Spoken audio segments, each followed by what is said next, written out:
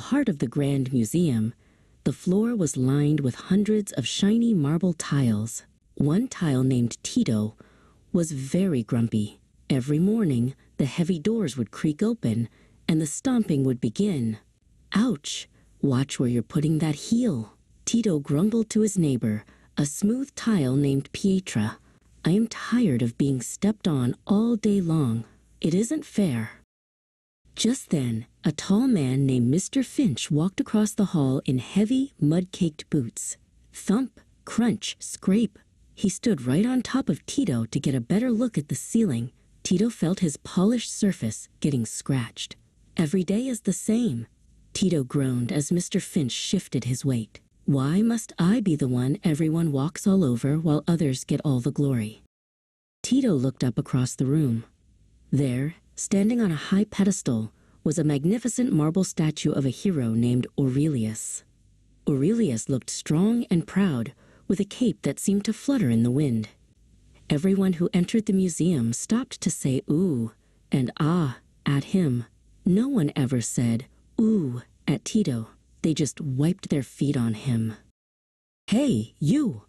Tito called out to the statue when the museum grew quiet at night. Why do you get to stand up there in the spotlight while I'm stuck down here getting kicked? We're both made of the same marble. It's not right that you're a masterpiece and I'm just a floor. Orurelius looked down, his clay eyes soft and kind. It wasn't always this way, Tito, the statue replied. Orurelius began to tell a story about a time long ago in a dusty workshop. Before I was a hero, I was just a giant, rough block of stone, Orurelius explained. A sculptor named Marco came to me with a heavy hammer and a sharp metal chisel. He told me he wanted to turn me into something beautiful, but it would take a lot of work. Marco visited you too, didn't he? Orurelius asked. Tito remembered. He had been a smaller block, sitting right next to Orurelius.